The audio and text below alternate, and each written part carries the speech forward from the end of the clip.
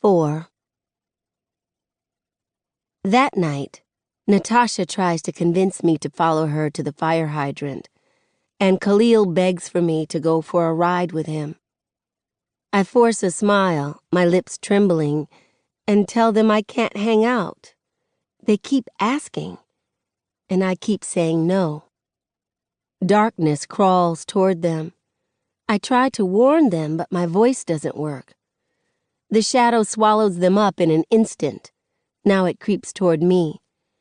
I back away, only to find it behind me. I wake up. My clock glows with the numbers 11:05. I suck in deep breaths. Sweat glues my tank top and basketball shorts to my skin. Sirens scream nearby, and Bricks and other dogs bark in response. Sitting on the side of my bed, I rub my face as if that'll wipe the nightmare away. No way I can go back to sleep, not if it means seeing them again. My throat is lined with sandpaper and aches for water. When my feet touch the cold floor, goosebumps pop up all over me. Daddy always has the air conditioning on high in the spring and summer, turning the house into a meat locker. The rest of us shiver our butts off, but he enjoys it, saying, "A little cold never hurt nobody." A lie. I drag myself down the hall. Halfway to the kitchen, I hear Mama say, "Why can't they wait? She just saw one of her best friends die. She doesn't need to relive that right now." I stop. Light from the kitchen stretches into the hallway. "We have to investigate, Lisa," says a second voice, Uncle Carlos, Mama's older brother. "We want the truth as much as anyone." "You mean y'all want to justify what that pig did?" Daddy says. "Investigate my ass." "Maverick, don't make this something it's not," Uncle Carlos says. "A 16-year-old black boy is dead because a white cop killed him. What else could it be?" "Shh," Mama hisses. "Keep it down. Star had the hardest time falling asleep." Uncle Carlos says something, but it's too low for me to hear. I inch closer. "This isn't about black or white," he says. "Bullshit," says Daddy. "If this was out in Riverton Hills and his name was Richie, we wouldn't be having this conversation." "I heard he was a drug dealer," says Uncle Carlos. "And that makes it okay?" Daddy asks. "I didn't say it did, but it could explain Brian's decision if he felt threatened." A no lodges in my throat. Aching to be yelled out, Khalil wasn't a threat that night. And what made the cop think he was a drug dealer? Wait, Brian? That's 115's name? "Oh, so you know him?" Daddy mocks. "I ain't surprised." "He's a colleague, yes, and a good guy, believe it or not. I'm sure this is hard on him. Who knows what he was thinking at the time?" "You said it yourself. He thought Khalil was a drug dealer," Daddy says. "A thug. Why he assumed that, though? What, by looking at Khalil? Explain that, detective." Silence. "Why was she even in the car with a drug dealer?" Uncle Carlos asks. "Lisa, I keep telling you, you need to move her and Sakani out of this neighborhood. It's poisonous." "I've been thinking about it." "And we're not going anywhere," Daddy says. "Maverick, she's seen 2 of her friends get killed," Mama says. 2. And she's only 16. "And one was at the hands of a person who was supposed to protect her. What, you think if you live next door to them, they'll treat you different?" "Why does it always have to be about race with you?" Uncle Carlos asks. "Other races aren't killing us nearly as much as we're killing ourselves." "Negro, please. If I kill Tyrone, I'm going to prison. If a cop kills me, he's getting put on leave. Maybe." "You know what? There's no point in having this conversation with you," Uncle Carlos says. Will you at least consider letting Star speak to the detectives handling the case? We should probably get her an attorney first, Carlos, Mama says. That's not necessary right now, he says. And it wasn't necessary for that cop to pull the trigger, says Daddy. You really think we gonna let them talk to our daughter and twist her words around because she doesn't have a lawyer? Nobody's going to twist her words around. I told you, we want the truth to come out too. Oh, we know the truth, and that's not what we want, says Daddy. We want justice. Uncle Carlos sighs. Lisa, the sooner she talks to the detectives, the better. It will be a simple process. All she has to do is answer some questions. That's it. No need to spend money to get an attorney just yet. Frankly, Carlos, we don't want anyone to know Star was there, Mama says. She's scared. I am too. Who knows what's going to happen? I get that, but I assure you she'll be protected. If you don't trust the system, can you at least trust me? I don't know, says Daddy. Can we? You know what, Maverick? I've just about had it with you. You can get out my house then. It wouldn't even be your house if it wasn't for me and my mom. Y'all stop, Mama says. I shift my weight, and goddamn if the floor doesn't creak, which is like sounding an alarm. Mama glances around the kitchen doorway and down the hall, straight at me. Star, baby, what you doing up? Now I have no choice but to go to the kitchen. The three of them are sitting around the table. My parents in their pajamas, and Uncle Carlos in some sweats and a hoodie. Hey, baby girl, he says. We didn't wake you up, did we? No, I say, sitting next to Mama. I was already awake. Nightmares. All of them look sympathetic even though I didn't say it for sympathy. I kinda hate sympathy. What are you doing here? I ask Uncle Carlos. Sakani has a stomach bug and begged me to bring him home. And your uncle was just getting ready to leave, Daddy adds. Uncle Carlos's jaw twitches. His face has gotten rounder since he made detective. He has Mama's high yellow complexion, as Nana calls it. And when he gets mad, his face turns deep red, like it is now. I'm sorry about Khalil, baby girl, he says. I was just telling your parents how the detectives would like for you to come in and answer a few questions. But you don't have to do it if you don't wanna, Daddy says. You know what? Uncle Carlos begins. Stop, please, says Mama. She looks at me. Munch, do you want to talk to the cops? I swallow. I wish I could say yes, but I don't know. On one hand, it's the cops. It's not like I'll be telling just anybody. On the other hand, it's the cops. One of them killed Khalil. But Uncle Carlos is a cop, and he wouldn't ask me to do something that would hurt me. Will it help Khalil get justice? I ask. Uncle Carlos nods. It will. Will 115 be there? Who? The officer. That's his badge number, I say. I remember it. Oh, no. He won't be there, I promise. It'll be okay. Uncle Carlos's promises are guarantees, sometimes even more than my parents. He never uses that word unless he absolutely means it. Okay, I say. I'll do it. Thank you. Uncle Carlos comes over and gives me 2 kisses to my forehead, the way he's done since he used to tuck me in. Lisa, just bring her after school on Monday. It shouldn't take too long. Mama gets up and hugs him. Thank you. She walks him down the hall toward the front door. Be safe, okay? And text me when you get home. Yes, ma'am. Sounded like our mama, he teases. Whatever. You just better text me. Okay. Good night. Mama comes back to the kitchen, pulling her robe together. Munch, your father and I are visiting Miss Rosalie in the morning instead of going to church. You're welcome to come if you want. Yeah, Daddy says. And ain't no uncle pressuring you to go. Mama cuts him a quick glare, then turns to me. So, you think you're up for it, Star?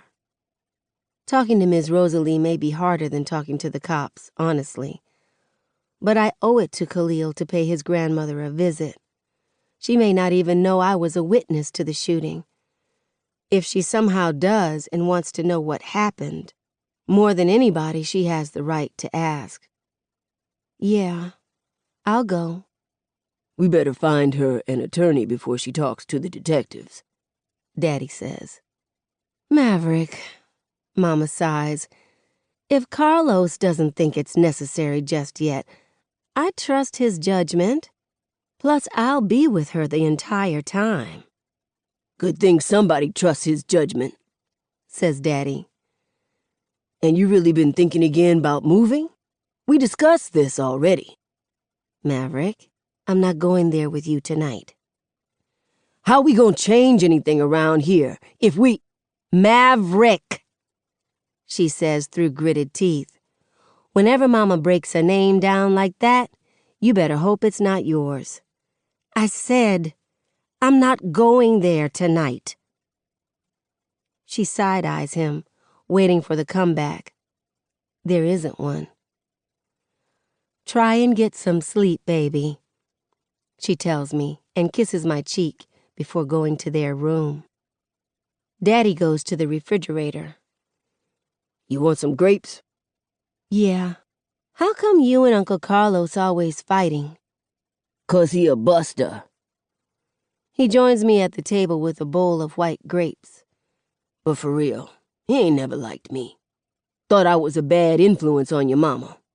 Lisa was wild when I met her, though, like all them other Catholic school girls. I bet he was more protective of Mama than Seven is with me, huh? Oh yeah, he says. Carlos acted like he was Lisa's daddy. When I got locked up, he moved y'all in with him and blocked my calls. Even took her to a divorce attorney. He grins. Still couldn't get rid of me. I was 3 when Daddy went in prison, 6 when he got out. A lot of my memories include him, but a lot of my firsts don't. First day of school, the first time I lost a tooth, the first time I rode a bike without training wheels. In those memories, Uncle Carlos's face is where Daddy's should have been. I think that's the real reason they're always fighting. Daddy drums the mahogany surface of the dining table, making a thump-thump-thump beat. The nightmares will go away after a while, he says. They're always the worst right after. That's how it was with Natasha. How many people have you seen die? Enough. Worst one was my cousin Andre. His finger seems to instinctively trace the tattoo on his forearm, an A with a crown over it. A drug deal turned into a robbery, and he got shot in the head twice. Right in front of me. A few months before you were born, in fact. That's why I named you Star. He gives me a small smile. My light during all that darkness. Daddy chomps on some grapes. Don't be scared about Monday. Tell the cops the truth. And don't let them put words in your mouth. God gave you a brain, you don't need theirs. And remember that you didn't do nothing wrong. The cop did. Don't let them make you think otherwise. Something's bugging me. I wanted to ask Uncle Carlos, but I couldn't for some reason. Daddy's different, though. While Uncle Carlos somehow keeps impossible promises, Daddy keeps it real with me. You think the cops want Khalil to have justice? I ask. Thump, thump, thump. Thump, thump, thump. The truth casts a shadow over the kitchen. People like us in situations like this become hashtags, but they rarely get justice. I think we all wait for that one time, though, that one time when it ends right. Maybe this can be it. I don't know, Daddy says. I guess we'll find out. Sunday morning, we pull up to a small yellow house. Bright flowers bloom below the front porch. I used to sit with Khalil on that porch. My parents and I hop out the truck. Daddy carries a foil-covered pan of lasagna that Mama made. Sakani claims he's still not feeling good, so he stayed home. Seven's there with him.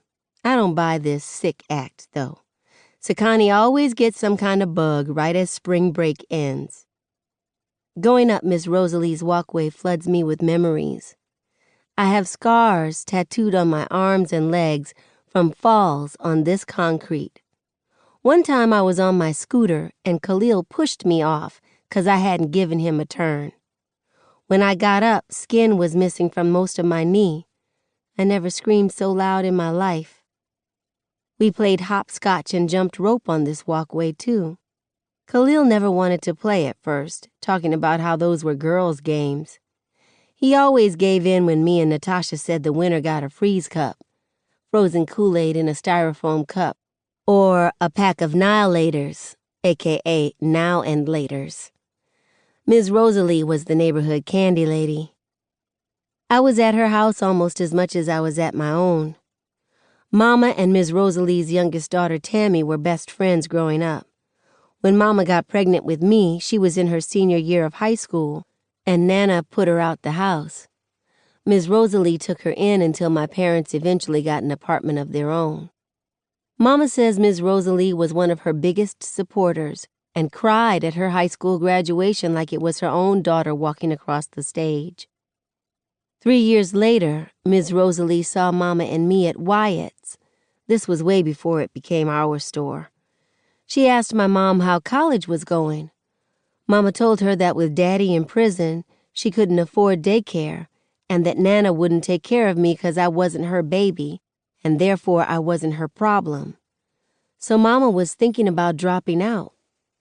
Ms. Rosalie told her to bring me to her house the next day, and that she better not say a word about paying her. She babysat me and later Sakani the whole time Mama was in school. Mama knocks on the door, rattling the screen. Miss Tammy answers in a head wrap, t-shirt, and sweatpants. She unhooks the locks, hollering back, "Maverick, Lisa, and Star here, Ma!" The living room looks just like it did when Khalil and I played hide and seek in it. There's still plastic on the sofa and recliner. If you sit on them too long in the summer while wearing shorts, the plastic nearly glues to your legs. "Hey, Tammy girl," Mama says, and they hug long and hard. "How you doing?"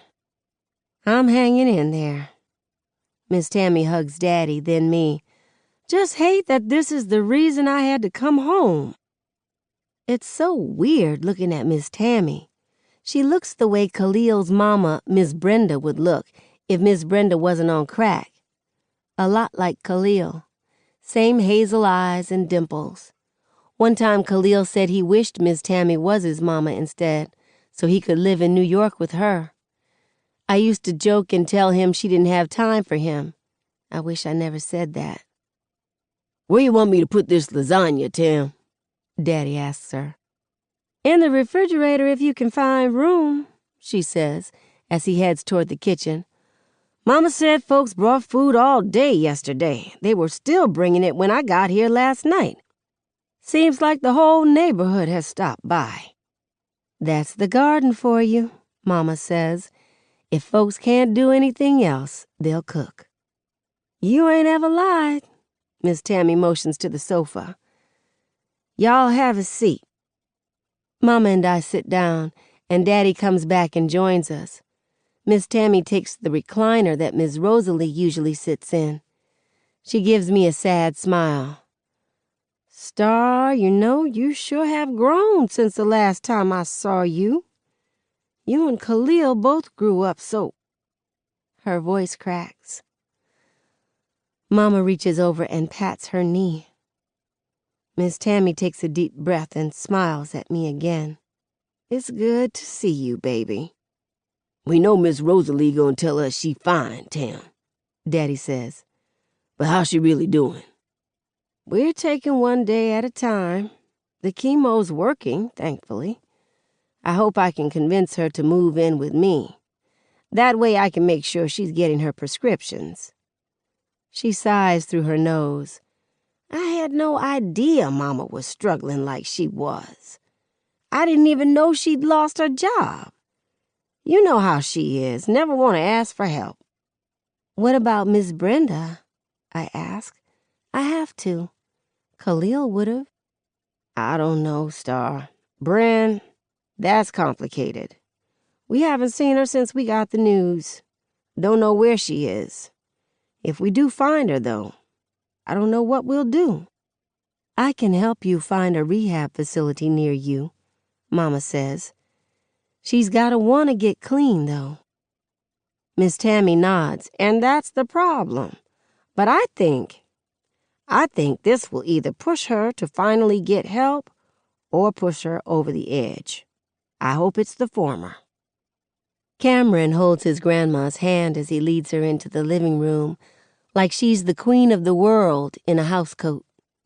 She looks thinner, but strong for somebody going through chemo and all of this. A scarf wrapped around her head adds to her majesty, an African queen, and we're blessed to be in her presence. The rest of us stand. Mama hugs Cameron and kisses one of his chubby cheeks. Khalil called him Chipmunk because of them, but he'd check anybody stupid enough to call his little brother fat. Daddy gives Cameron a palm slap that ends in a hug. "What's up, man? You okay?" "Yes, sir." A big wide smile spreads across Miss Rosalie's face. She holds her arms out, and I walk into the most heartfelt hug I've ever gotten from somebody who's not related to me. There's not any sympathy in it either, just love and strength. I guess she knows I need some of both. "My baby," she says. She pulls back and looks at me, tears brimming in her eyes. "Went and grew up on me." She hugs my parents, too. Miss Tammy lets her have the recliner. Miss Rosalie pats the end of the sofa closest to her, so I sit there. She holds my hand and rubs her thumb along the top of it. She says. It's like my hand is telling her a story and she's responding. She listens to it for a while, then says, "I'm so glad you came over. I've been wanting to talk to you." "Yes, ma'am," I say when I'm supposed to. "You were the very best friend that boy ever had." This time, I can't say what I'm supposed to. "Miss Rosalie, we weren't as close." "I don't care, baby," she says. "Khalil never had another friend like you. I know that for a fact." I swallow. "Yes, ma'am." "The police told me you were the one with him when it happened." "So she knows." "Yes, ma'am." I'm standing on a track, watching the train barrel toward me, and I tense up and wait for the impact, the moment she asks what happened. But the train shifts to another track. "Maverick, he wanted to talk to you. He wanted your help." Daddy straightens up. "For real?" "Uh-huh. He was selling that stuff." Something leaves me. I mean, I kind of figured it, but to know it's the truth, this hurts. But I swear I want to cuss Khalil out. How could he sell the very stuff that took his mama from him? Did he realize that he was taking somebody else's mama from them? Did he realize that if he does become a hashtag, some people will only see him as a drug dealer? He was so much more than that. But he wanted to stop, Miss Rosalie says. He told me, Grandma, I can't stay in this. Mr. Maverick said it only leads to two things, the grave or prison, and I ain't trying to see either. He respected you, Maverick, a lot. You were the father he never had. I can't explain it, but something leaves Daddy, too.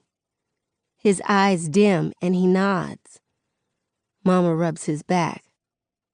Now, I tried to talk some sense into him, Ms. Rosalie says, but this neighborhood makes young men deaf to their elders. The money part didn't help. He was going around here paying bills, buying sneakers and mess. But I know he remembered the things you told him over the years, Maverick, and that gave me a lot of faith. I keep thinking if only he had another day or...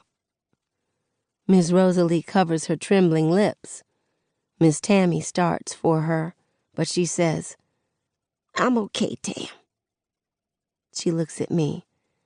I'm happy he wasn't alone, but I'm even happier you were with him. That's all I need to know.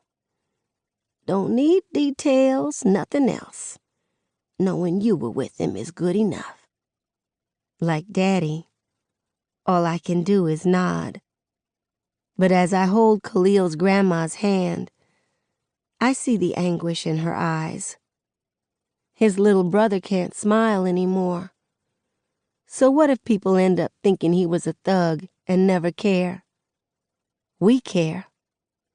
Khalil matters to us, not the stuff he did. Forget everybody else. Mama leans across me and sets an envelope in Miss Rosalie's lap. We want you to have that. Miss Rosalie opens it and I catch a glimpse of a whole lot of money inside. What in the world? Y'all know I can't take this. Yes, you can, Daddy says. We ain't forgot how you kept Star and Sakani for us. We weren't about to let you be empty-handed. And we know y'all are trying to pay for the funeral, Mama says. Hopefully that'll help. Plus, we're raising money around the neighborhood, too. So don't you worry about a thing. Ms. Rosalie wipes a new set of tears from her eyes. I'm gonna pay y'all back, every penny. Did we say you had to pay us back? Daddy asks. You focus on getting better, all right? And if you give us any money, we giving it right back. God's my witness. There are a lot more tears and hugs. Ms. Rosalie gives me a freeze cup for the road, red syrup glistening on the top. She always makes them extra sweet. As we leave, I remember how Khalil used to run up to the car when I was about to go.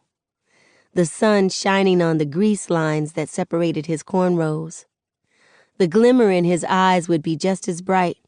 He'd knock on the window, I'd let it down, and he'd say with a snaggletooth grin, "See you later, alligator." Back then I'd giggle behind my own snaggle teeth. Now I tear up. Goodbyes hurt the most when the other person's already gone. I imagine him standing at my window and I smile, for his sake. After a while, crocodile. 5.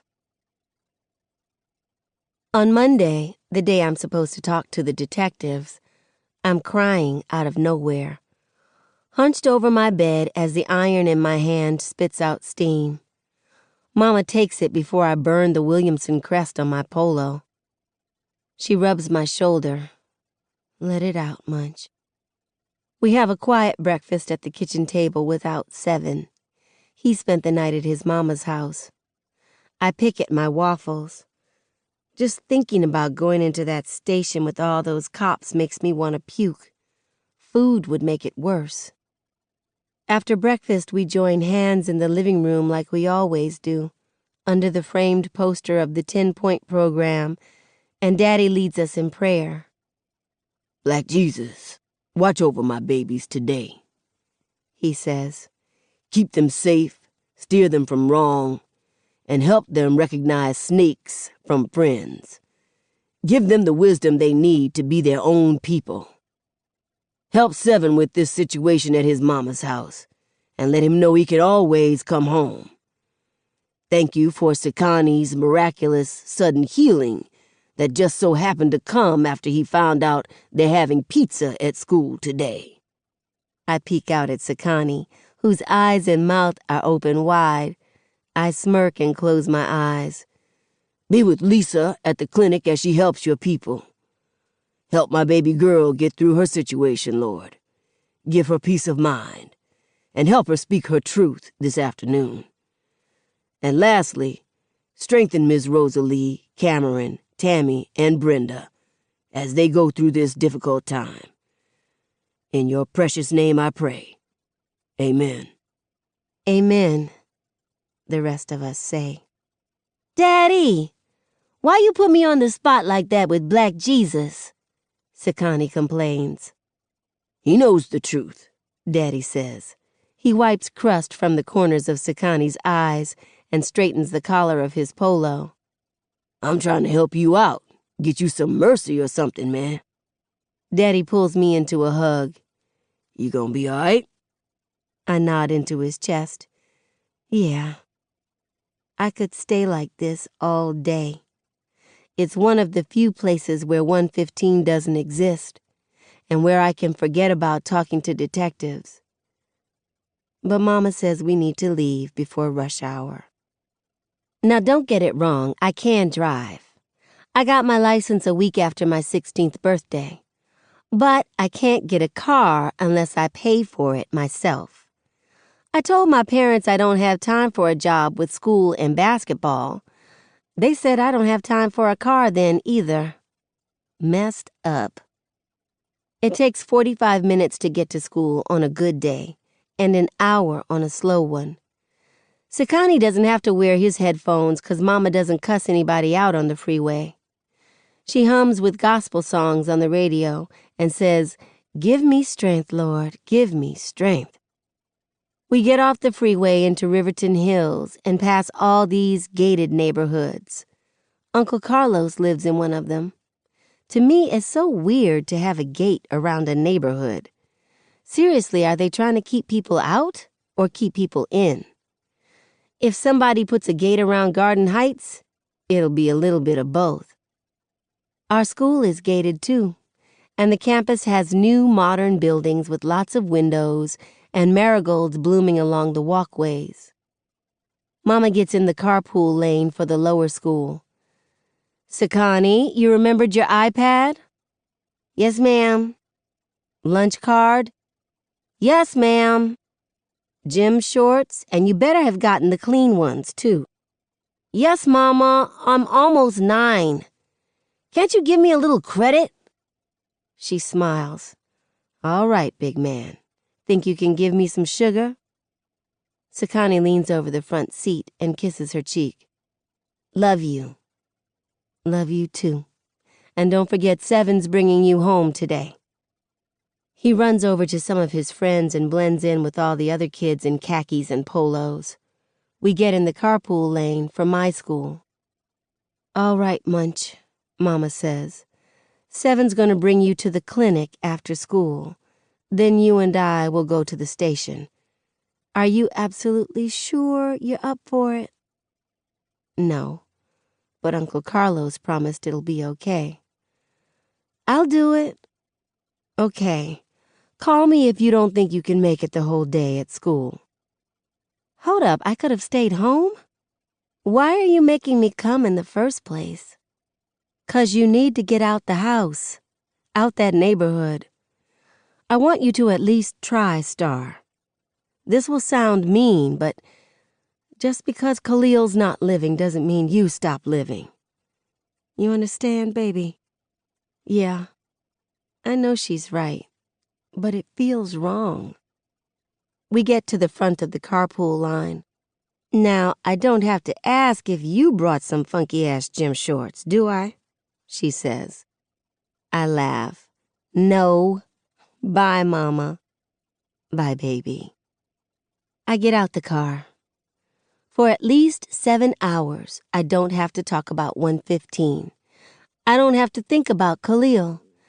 I just have to be normal Star at normal Williamson and have a normal day. That means flipping the switch in my brain, so I'm Williamson Star. Williamson Star doesn't use slang. If a rapper would say it, she doesn't say it, even if her white friends do. Slang makes them cool. Slang makes her hood. Williamson Star holds her tongue when people piss her off, so nobody will think she's the angry black girl. Williamson Star is approachable. No stank eyes, side eyes, none of that. Williamson Star is non-confrontational. Basically, Williamson Star doesn't give anyone a reason to call her ghetto. I can't stand myself for doing it, but I do it anyway. I sling my backpack over my shoulder. As usual, it matches my J's, the blue and black 11s like Jordan wore in Space Jam. I worked at the store a month to buy them. I hate dressing like everybody else, but the Fresh Prince taught me something. See, Will always wore his school uniform jacket inside out, so he could be different. I can't wear my uniform inside out, but I can make sure my sneakers are always dope and my backpack always matches them. I go inside and scan the atrium for Maya, Haley, or Chris. I don't see them, but I see that half the kids have tans from spring break. Luckily, I was born with one. Someone covers my eyes. Maya, I know that's you. She snickers and moves her hands. I'm not tall at all, but Maya has to stand on her tiptoes to cover my eyes. And the chick actually wants to play center on the varsity basketball team. She wears her hair in a high bun because she probably thinks it makes her look taller, but nope. What's up, Ms. I can't text anyone back? She says, and we do our little handshake.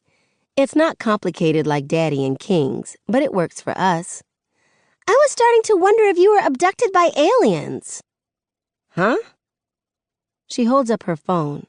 The screen has a brand new crack stretching from corner to corner. Maya's always dropping it.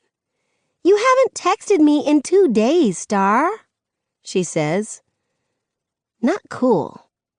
Oh, I've barely looked at my phone since the incident. Sorry, I was working at the store. You know how crazy that can get. How was your spring break? Okay, I guess. She munches on some Sour Patch Kids. We visited my great-grandparents in Taipei. I ended up taking a bunch of snapbacks and basketball shorts, so all week long I heard, "Why do you dress like a boy? Why do you play a boy sport? Blah, blah, blah." And it was awful when they saw a picture of Ryan. They asked if he was a rapper. I laugh and steal some of her candy. Maya's boyfriend Ryan happens to be the only other black kid in 11th grade, and everybody expects us to be together, because apparently when it's 2 of us, we have to be on some Noah's Ark type shit and pair up to preserve the blackness of our grade. Lately, I'm super aware of BS like that. We head for the cafeteria. Our table near the vending machines is almost full. There's Haley sitting on top of it, having a heated discussion with curly-haired, dimpled Luke. I think that's foreplay for them. They've liked each other since 6th grade, and if your feelings can survive the awkwardness of middle school, you should stop playing around and go out. Some of the other girls from the team are there too. Jess, the co-captain, and Britt, the center, who makes Maya look like an ant. It's kind of stereotypical that we all sit together, but it worked out that way. I mean, who else will listen to us bitch about swollen knees and understand inside jokes born on the bus after a game? Chris's boys from the basketball team are at the table next to ours, egging Haley and Luke on. Chris isn't there yet, unfortunately, and fortunately. Luke sees me and Maya and reaches his arms toward us. Thank you. 2 sensible people who can end this discussion. I slide onto the bench beside Jess. She rests her head on my shoulder. They've been at it for 15 minutes. Poor girl. I pat her hair. I have a secret crush on Jess's pixie cut. My neck's not long enough for one, but her hair is perfect. Every strand is where it should be. If I were into girls, I would totally date her for her hair, and she would date me for my shoulder. What's it about this time? I ask. Pop-Tarts, Britt says. Haley turns to us and points at Luke. This jerk actually said they're better warmed up in the microwave. Ew, I say, instead of my usual ill, and Maya goes, Are you serious? I know, right? Says Haley. Jesus Christ, Luke says. I only asked for $1 to buy one from the machine. You're not wasting my money to destroy a perfectly good Pop-Tart in a microwave. They're supposed to be heated up, he argues. I actually agree with Luke, Jess says. Pop-Tarts are 10 times better heated up. I move my shoulder so her head isn't resting on it. We can't be friends anymore. Her mouth drops open and she pouts. Fine, I say, and she rests her head on my shoulder with a wide grin. Total weirdo. I don't know how she'll survive without my shoulder when she graduates in a few months. Anyone who heats up a Pop-Tart should be charged, Haley says. And imprisoned, I say. And forced to eat uncooked Pop-Tarts until they accept how good they are, Maya adds. It is law, Haley finishes, smacking the table like that settles it. You guys have issues, Luke says, hopping off the table. He picks at Haley's hair. I think all that dye seeped into your brain. She swats at him as he leaves. She's added blue streaks to her honey blonde hair and cut it shoulder length. In 5th grade, she trimmed it with some scissors during a math test because she felt like it. That was the moment I knew she didn't give a shit. I like the blue, Hells, I say, and the cut. Yeah, Maya grins. It's very Joe Jonas of you. Haley whips her head around so fast, her eyes flashing. Maya and I snicker. So there's a video deep in the depths of YouTube of the 3 of us lip-syncing to the Jonas Brothers and pretending to play guitars and drums in Haley's bedroom. She decided she was Joe, I was Nick, and Maya was Kevin. I really wanted to be Joe. I secretly loved him the most. But Haley said she should have him. So I let her. I let her have her way a lot. Still do. That's part of being Williamson's star, I guess. I so have to find that video, Jess says. No! Haley goes, sliding off the tabletop. It must never be found. She sits across from us. Never! Never! If I remembered that account's password, I'd delete it. Oh, what was the account's name? Jess asks. Joe Bro Lover or something? Wait, no. Joe Bro Lover. Everybody liked to misspell shit in middle school. I smirk and mumble, close. Haley looks at me. Star? Maya and Britt crack up. It's moments like this that I feel normal at Williamson. Despite the guidelines I put on myself, I've still found my group, my table. Okay then, Haley says. I see how it is, Maya Jonas and Nick's Starry Girl 2000. So Hales, I say, before she can finish my old screen name. She grins. How was your spring break? Haley loses her grin and rolls her eyes. Oh, it was wonderful. Dad and stepmother Dearest dragged me and Remy to the house in the Bahamas for family bonding. And bam, that normal feeling gone. I suddenly remember how different I am from most of the kids here. Nobody would have to drag me or my brothers to the Bahamas. We'd swim there if we could. For us, a family vacation is staying at a local hotel with a swimming pool for a weekend. Sounds like my parents, says Britt.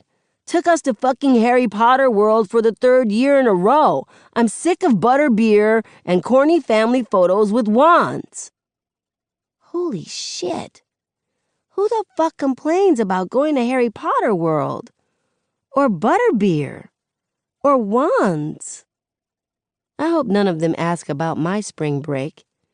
They went to Taipei, the Bahamas, Harry Potter World. I stayed in the hood and saw a cop kill my friend.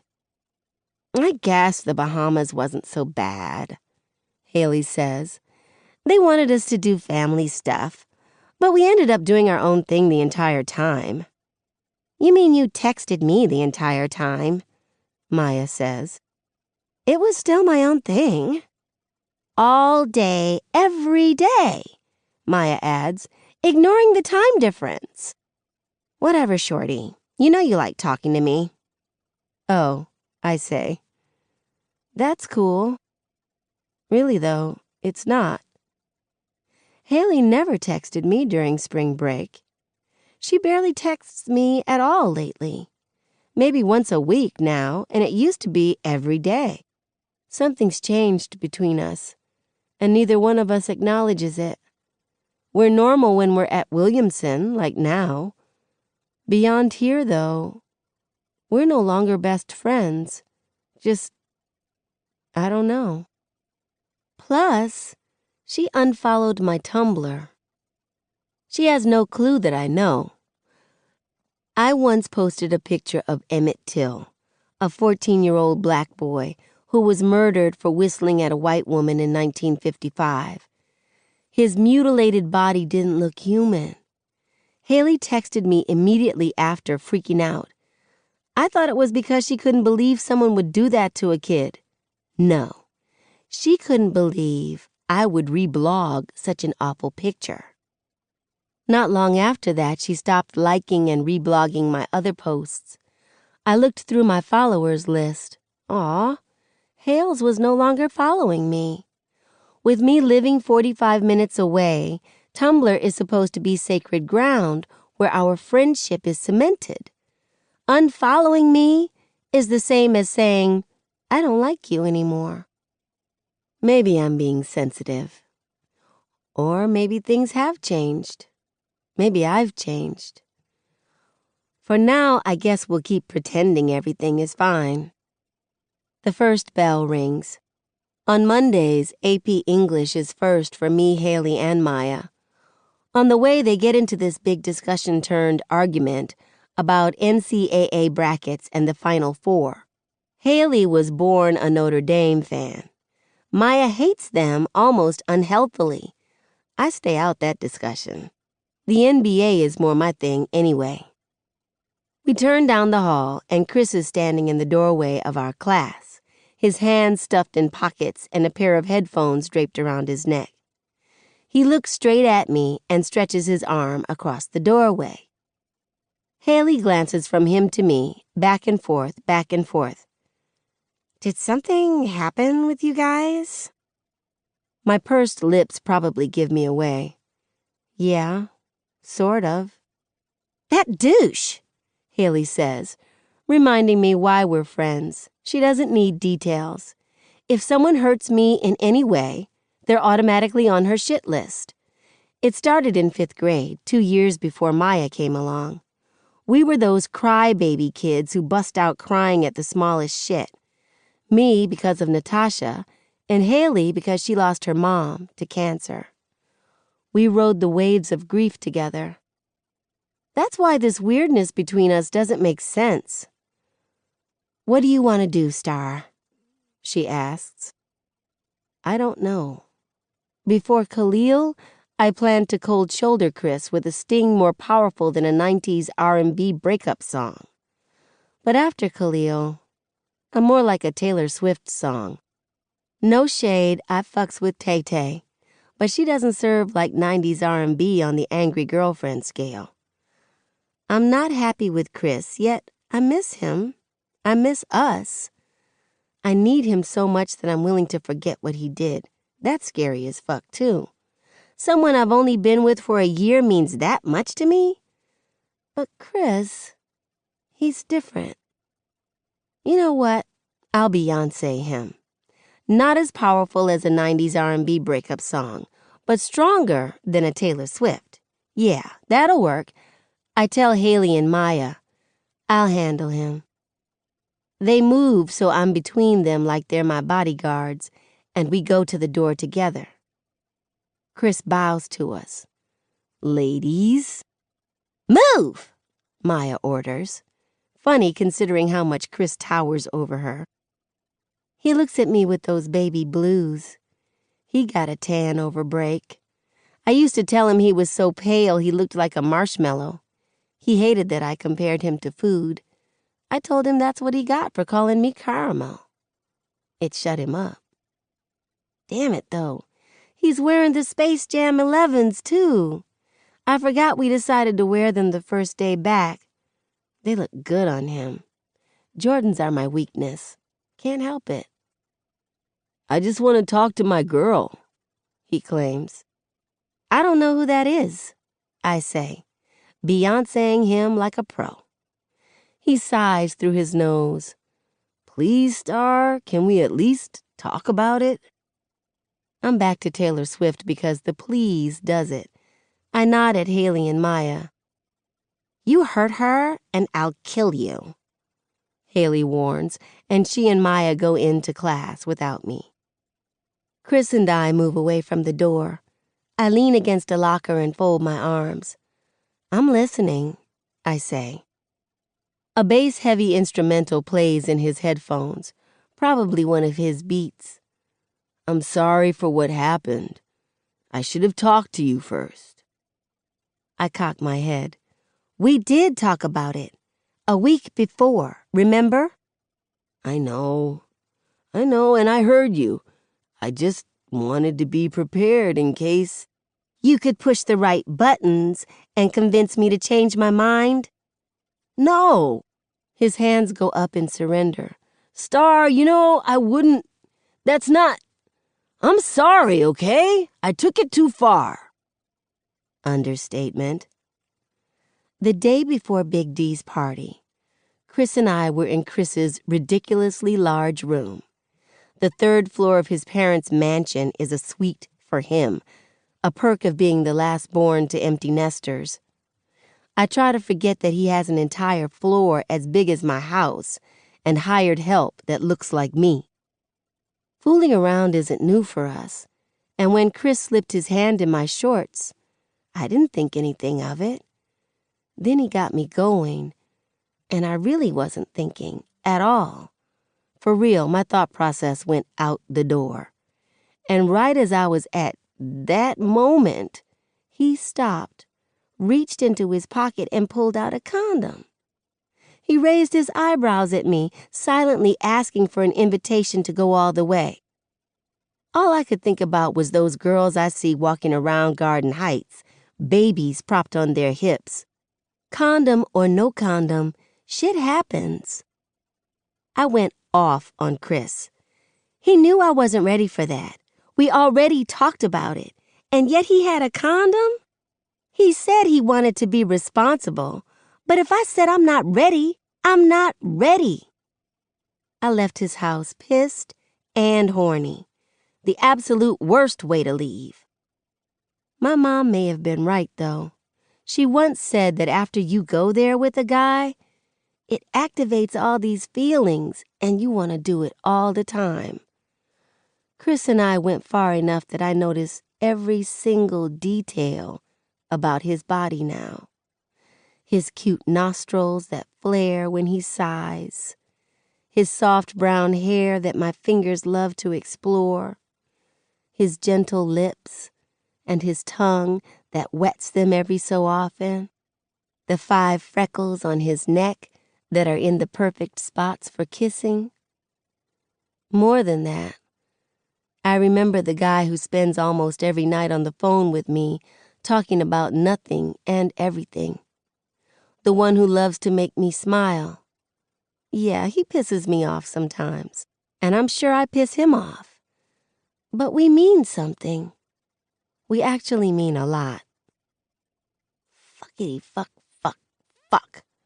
I'm crumbling. Chris, he goes for a low blow and beatboxes an all too familiar boom, boom, boom, boom. I point at him. Don't you dare! Now this is a story all about how my life got flipped, turned upside down. And I'd like to take a minute, just sit right there. I'll tell you how I became the prince of a town called Bel Air. He beatboxes the instrumental and pops his chest and booty to the rhythm. People pass by us laughing. A guy whistles suggestively. Someone shouts, "Shake that ass, Bryant!" My smile grows before I can stop it. The Fresh Prince isn't just my show, it's our show. Sophomore year, he followed my Tumblr and I followed him back. We knew of each other from school, but we didn't know each other. One Saturday, I reblogged a bunch of Fresh Prince gifs and clips. He liked and reblogged every single one. That Monday morning in the cafeteria, he paid for my Pop-Tarts and grape juice and said, "The first Aunt Viv was the best Aunt Viv." It was the beginning of us. Chris gets the Fresh Prince, which helps him get me. We once talked about how cool it was that Will remained himself in his new world. I slipped up and said I wish I could be like that at school. Chris said, "Why can't you, Fresh Princess?" Ever since, I don't have to decide which star I have to be with him. He likes both. Well, the parts I've shown him. Some things I can't reveal, like Natasha. Once you've seen how broken someone is, it's like seeing them naked. You can't look at them the same anymore. I like the way he looks at me now, as if I'm one of the best things in his life. He's one of the best things in mine, too. I can't lie. We get the "why is he dating her" stare that usually comes from rich white girls. Sometimes I wonder the same thing. Chris acts like those looks don't exist. When he does stuff like this, rapping and beatboxing in the middle of a busy hall just to make me smile, I forget about those looks too. He starts the second verse, swaying his shoulders and looking at me. The worst part? His silly butt knows it's working. "In West Philadelphia, born and raised. Come on, babe, join in." He grabs my hands. 115 follows Khalil's hands with the flashlight. He orders Khalil to get out with his hands up. He barks at me to put my hands on the dashboard. I kneel beside my dead friend in the middle of the street with my hands raised. A cop, as white as Chris, points a gun at me. As white as Chris. I flinch and snatch away. Chris frowns. "Star? You okay?" Khalil opens the door. "You okay, Star?" Pow! There's blood. Too much blood. The second bell rings, jolting me back to normal Williamson, where I'm not normal Star. Chris leans down, his face in front of mine. My tears blur him. "Star?" It's a few tears, yeah. But I feel exposed. I turn to go to class and Chris grabs my arm. I yank away and whirl on him. His hands go up in surrender. "Sorry, I wipe my eyes and walk into the classroom. Chris is right behind me. Haley and Maya shoot him the dirtiest looks.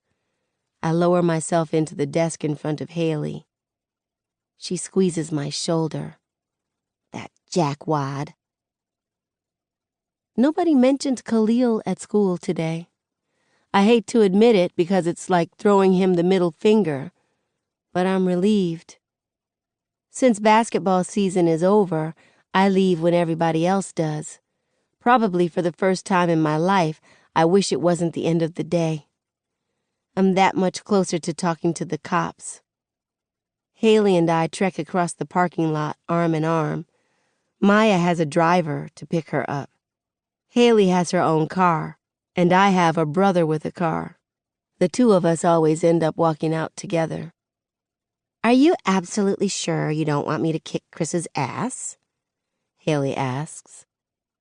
I told her and Maya about Condom Gate, and as far as they're concerned, Chris is eternally banished to asshole land. Yes, I say for the 100th time, you're violent, Hales. When it comes to my friends, possibly. Seriously, though, why would he even? God, boys and their fucking sex drive. I snort. Is that why you and Luke haven't gotten together? She lightly elbows me. Shut up. I laugh. Why won't you admit you like him?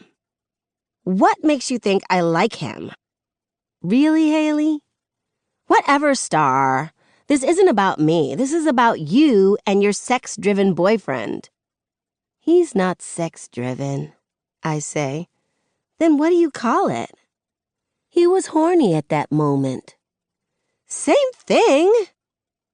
I try to keep a straight face, and she does too, but soon we're cracking up. God, it feels good to be normal, Star and Haley. Has me wondering if I imagined a change. We part at the halfway point to Haley's car and Seven's. The ass-kicking offer is still on the table, she calls to me. Bye, Haley. I walk off, rubbing my arms. Spring has decided to go through an identity crisis and get chilly on me. A few feet away, Seven keeps a hand on his car as he talks to his girlfriend, Layla. Him and that damn Mustang. He touches it more than he touches Layla. She obviously doesn't care. She plays with the dreadlock near his face that isn't pulled into his ponytail. I roll worthy. Some girls do too much. Can't she play with all them curls on her own head? Honestly, though, I don't have a problem with Layla. She's a geek like Seven, smart enough for Harvard, but Howard-bound, and real sweet. She's one of the 4 black girls in the senior class, and if Seven just wants to date black girls, he picked a great one. I walk up to them and go, "Hem." Seven keeps his eyes on Layla. Go sign Sakani out. Can't, I lie. Mama didn't put me on the list. Yes, she did. Go. I fold my arms. I am not walking halfway across campus to get him and halfway back. We can get him when we're leaving. He side-eyes me. But I'm too tired for all that, and it's cold. Seven kisses Layla and goes around to the driver's side. Acting like that's a long walk, he mumbles. Acting like we can't get him when we're leaving, I say, and hop in. He starts the car. This nice mix Chris made of Kanye and my other future husband, J. Cole, plays from Seven's iPod dock. He maneuvers through the parking lot traffic to Sakani's school. Seven signs him out of his after-school program, and we leave. I'm hungry, Sakani whines, not even 5 minutes out the parking lot. Didn't they give you a snack in after school? Seven asks. So? I'm still hungry. Greedy butt, Seven says, and Sakani kicks the back of his seat. Seven laughs. Okay. Ma asked me to bring some food to the clinic anyway. I'll get you something too. He looks at Sakani in the rearview mirror. Is that cool? Seven freezes. He turns Chris's mix off and slows down. What you turn the music off for? Sakani asks. Shut up. Seven hisses. We stop at a red light. A Riverton Hills patrol car pulls up beside us. Seven straightens up and stares ahead, barely blinking and gripping the steering wheel. His eyes move a little like he wants to look at the cop car. He swallows hard. Come on, light, he prays. Come on. I stare ahead and pray for the light to change too. It finally turns green, and Seven lets the patrol car go first. His shoulders don't relax until we get on the freeway. Mine neither. We stop at this Chinese restaurant Mama loves and get food for all of us. She wants me to eat before I talk to the detectives. In Garden Heights, kids play in the streets. Sakani presses his face against my window and watches them. He won't play with them, though. Last time he played with some neighborhood kids, they called him White Boy, 'cause he goes to Williamson. Black Jesus greets us from a mural on the side of the clinic. He has locks like 7. His arms stretch the width of the wall, and there are puffy white clouds behind him. Big letters above him remind us that Jesus loves you. 7 passes Black Jesus and goes into the parking lot behind the clinic. He punches in a code to open the gate and parks next to Mama's Camry. I get the tray of sodas, 7 gets the food, and Sakani doesn't take anything because he never takes anything. I hit the buzzer for the back door and wave up at the camera. The door opens into a sterile-smelling hall with bright white walls and white tile floors that reflect us. The hall takes us to the waiting room. A handful of people watch the news on the old box TV in the ceiling or read magazines that have been there since I was little. When this shaggy-haired man sees that we have food, he straightens up and sniffs hard, as if it's for him. "What y'all bringing up in here?" Miss Felicia asks at the front desk, stretching her neck to see. Mama comes from the other hallway in her plain yellow scrubs, following a teary-eyed boy and his mom. The boy sucks on a lollipop, a reward for surviving a shot. "There go my babies," Mama says when she sees us. "And they got my food, too. Come on, let's go in the back." "Save me some," Miss Felicia calls after us. Mama tells her to hush. We set the food out on the break room table. Mama gets some paper plates and plastic utensils that she keeps in a cabinet for days like this. We say grace and dig in. Mama sits on the countertop and eats. This is hitting the spot. Thank you, 7, baby. I only had a bag of Cheetos today. You didn't have lunch? Sakani asks, with a mouthful of fried rice. Mama points her fork at him. What did I tell you about talking with your mouth full? And for your information, no, I did not. I had a meeting on my lunch break. Now tell me about y'all. How was school? Sakani always talks the longest because he gives every single detail. 7 says his day was fine. I'm as short with my, it was all right. Mama sips her soda. Anything happen? I freaked out when my boyfriend touched me, but nope, nothing. Miss Felicia comes to the door. Lisa, sorry to bother you, but we have an issue up front. I'm on break, Felicia. Don't you think I know that? But she asking for you. It's Brenda. Khalil's mama. My mom sets her plate down. She looks straight at me when she says, stay here. I'm hard-headed, though. I follow her to the waiting room. Miss Brenda sits with her face in her hands. Her hair is uncombed and her white shirt is dingy, almost brown. She has sores and scabs on her arms and legs, and since she's real light-skinned, they show up even more. Mama kneels in front of her. Bryn, hey. Miss Brenda moves her hands. Her red eyes remind me of what Khalil said when we were little, that his mama had turned into a dragon. He claimed that one day he'd become a knight and turn her back. It doesn't make sense that he sold drugs. I would have thought his broken heart wouldn't let him. My baby, his mama cries. Lisa, my baby. Mama sandwiches Miss Brenda's hands between hers and rubs them, not caring that they're nasty looking. I know, Bryn. They killed my baby. I know. They killed him. I know. Lord Jesus, Miss Felicia says from the doorway, Next to her, Seven puts his arm around Sakani. Some patients in the waiting room shake their heads. But Bren, you gotta get cleaned up, Mama says. That's what he wanted. I can't. My baby ain't here. Yes, you can. You have Cameron, and he needs you. Your mama needs you. Khalil needed you, I want to say.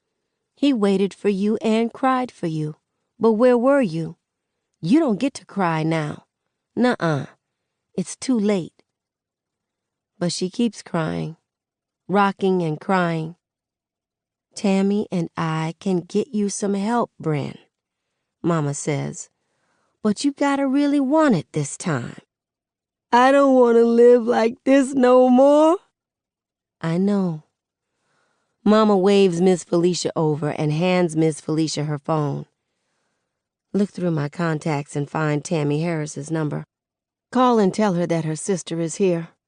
Bren, when was the last time you ate? I don't know. My baby. Mama straightens up and rubs Miss Brenda's shoulder. I'm going to get you some food. I follow Mama back. She walks kind of fast but passes the food and goes to the counter. She leans on it with her back to me and bows her head, not saying a word. Everything I wanted to say in the waiting room comes bubbling out. How come she gets to be upset? She wasn't there for Khalil. You know how many times he cried about her? Birthdays, Christmas, all that. Why does she get to cry now? Star, please. She hasn't acted like a mom to him.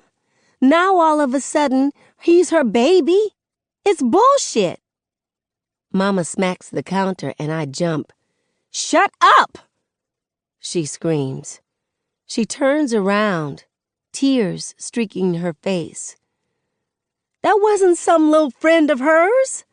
That was her son. You hear me? Her son. Her voice cracks. She carried that boy, birthed that boy, and you have no right to judge her. I have cotton mouth. Mama closes her eyes.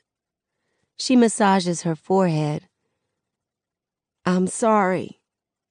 Fix her a plate, baby, okay? Fix her a plate. I do, and put a little extra of everything on it.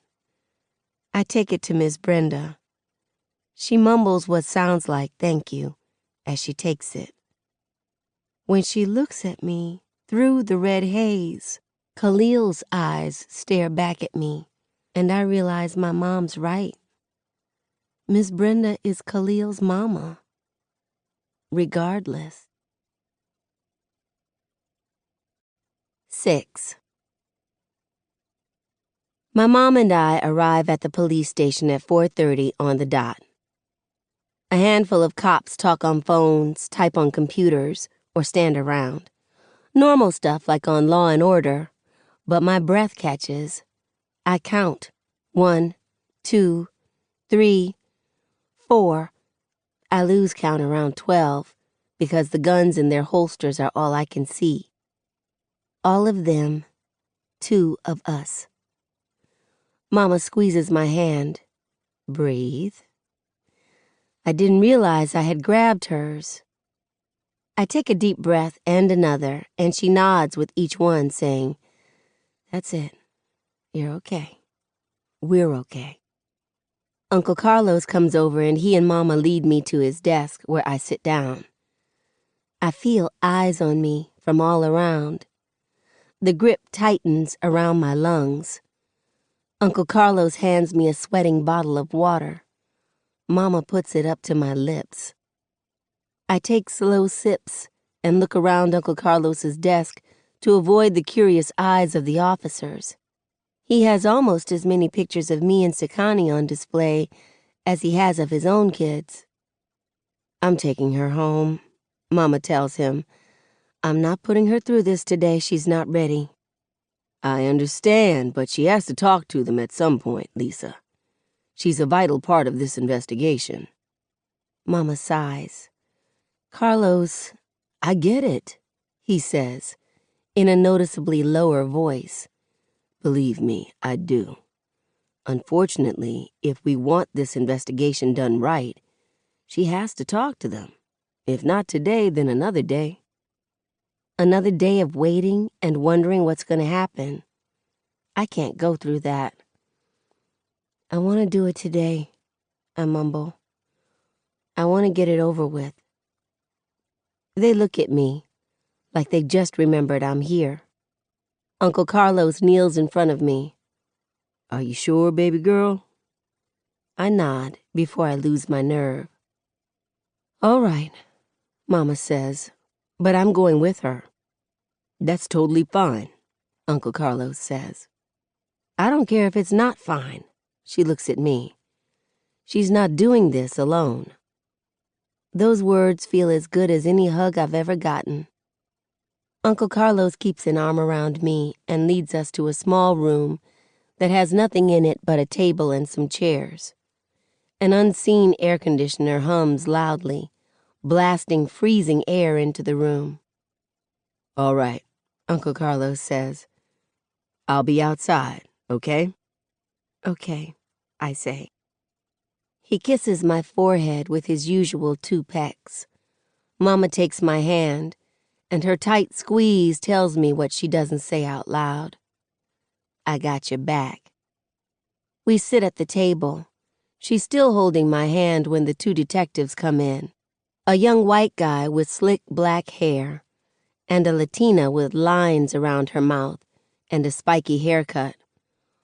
Both of them wear guns on their waists. Keep your hands visible. No sudden moves.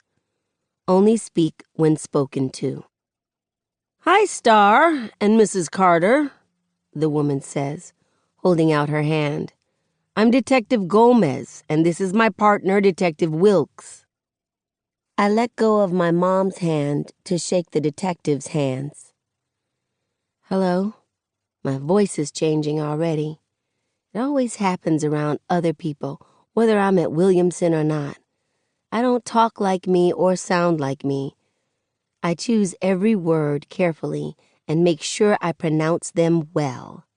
I can never, ever let anyone think I'm ghetto. It's so nice to meet you both, Wilkes says. Considering the circumstances, I wouldn't call it nice, says Mama. Wilkes' face and neck get extremely red. What he means is we've heard so much about you both, Gomez says. Carlos always gushes about his wonderful family. We feel like we know you already. She's laying it on extra thick. Please, have a seat. Gomez points to a chair, and she and Wilkes sit across from us. Just so you know, you're being recorded, but it's simply so we can have Star's statement on record. Okay, I say. There it is again. All perky and shit. I'm never perky. Detective Gomez gives the date and time and the names of the people in the room and reminds us that we're being recorded. Wilkes scribbles in his notebook. Mama rubs my back. For a moment, there's only the sound of pencil on paper. All right, then. Gomez adjusts herself in her chair and smiles, the lines around her mouth deepening. Don't be nervous, Star.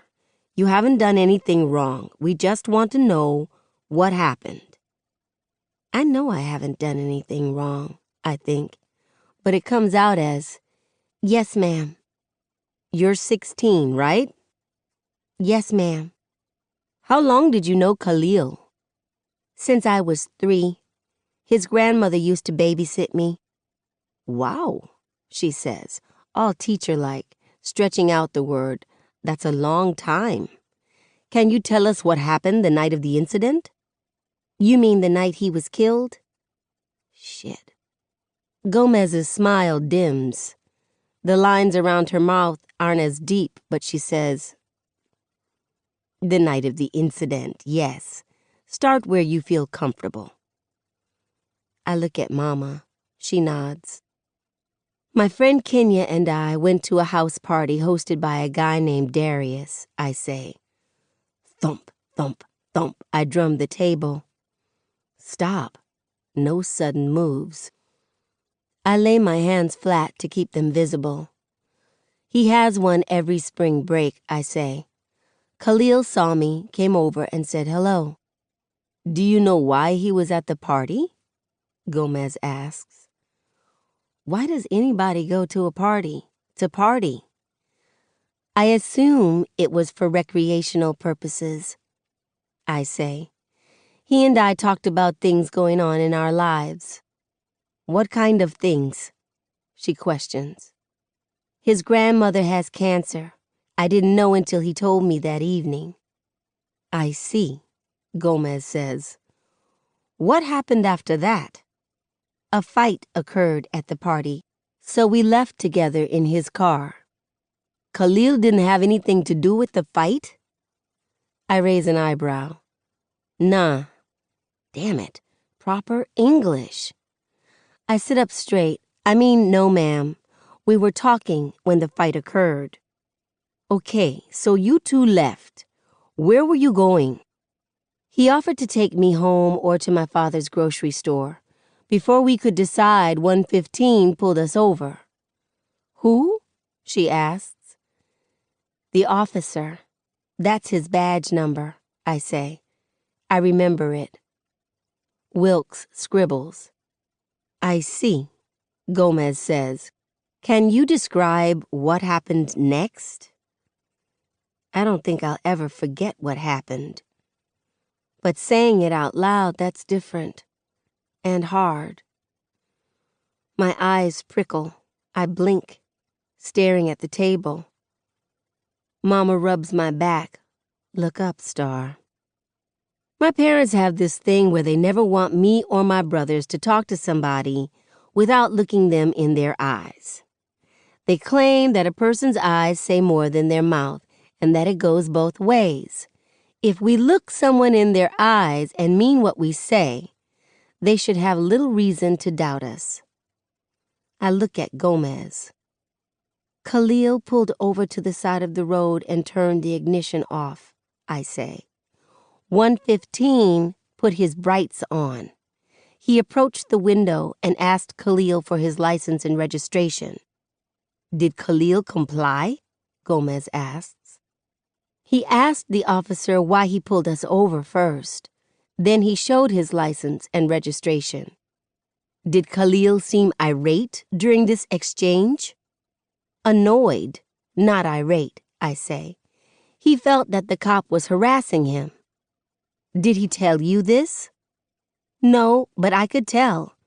I assumed the same thing myself. Shit. Gomez scoots closer. Maroon lipstick stains her teeth, and her breath smells like coffee. And why was that? Breathe. The room isn't hot. You're nervous. Because we weren't doing anything wrong, I say. Khalil wasn't speeding or driving recklessly. It didn't seem like he had a reason to pull us over. I see. What happened next? The officer forced Khalil out the car. Forced? She says. Yes, ma'am. He pulled him out. Because Khalil was hesitant, right? Mama makes this throaty sound, like she was about to say something but stopped herself. She purses her lips and rubs my back in circles. I remember what Daddy said. Don't let them put words in your mouth. No, ma'am, I say to Gomez. He was getting out on his own, and the officer yanked him the rest of the way. She says, I see again, but she didn't see it, so she probably doesn't believe it. What happened next? She asks. The officer patted Khalil down 3 times. 3? Yeah, I counted. Yes, ma'am. He didn't find anything. He then told Khalil to stay put while he ran his license and registration. But Khalil didn't stay put, did he? She says. He didn't pull the trigger on himself either. Shit, your fucking big mouth. The detectives glance at each other. A moment of silent conversation. The walls move in closer. The grip around my lungs returns. I pull my shirt away from my neck.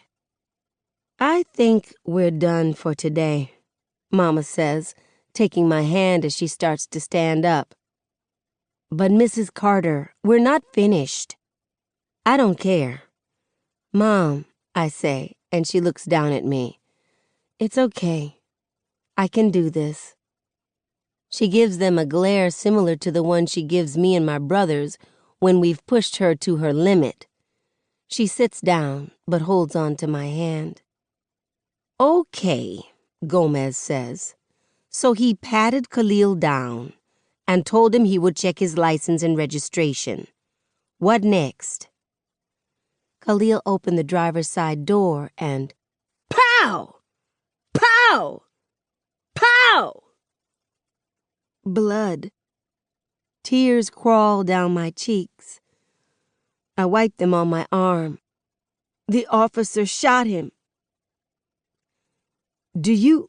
Gomez starts, but Mama holds a finger toward her. Could you please give her a second? She says. It sounds more like an order than a question. Gomez doesn't say anything. Wilkes scribbles some more. My mom wipes some of my tears for me. Whenever you're ready, she says. I swallow the lump in my throat and nod. Okay, Gomez says, and takes a deep breath. Do you know why Khalil came to the door, Star? I think he was coming to ask if I was okay. You think? I'm not a telepath. Yes, ma'am. He started asking, but didn't finish because the officer shot him in the back. More salty tears fall on my lips. Gomez leans across the table. We all want to get to the bottom of this, Star. We appreciate your cooperation. I understand this is hard right now. I wipe my face on my arm again. Yeah. She smiles and says in that same sugary, sympathetic tone, Now, do you know if Khalil sold narcotics? Pause. What the fuck? My tears stop. For real, my eyes get dry with the quickness. Before I can say anything, my mom goes, What does that have to do with anything? It's only a question, Gomez says. Do you, Star? All the sympathy, the smiles, the understanding. This chick was baiting me. Investigating or justifying. I know the answer to her question. I knew it when I saw Khalil at the party. He never wore new shoes. And jewelry? Those little 99-cent chains he bought at the beauty supply store didn't count. Ms. Rosalie just confirmed it. But what the hell does that have to do with him getting murdered? Is that supposed to make all of this okay? Gomez tilts her head. Star, can you please answer the question? I refuse to make them feel better about killing my friend.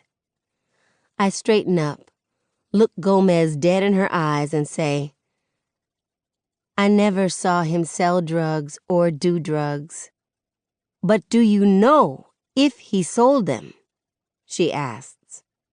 He never told me he did, I say, which is true. Khalil never flat out admitted it to me.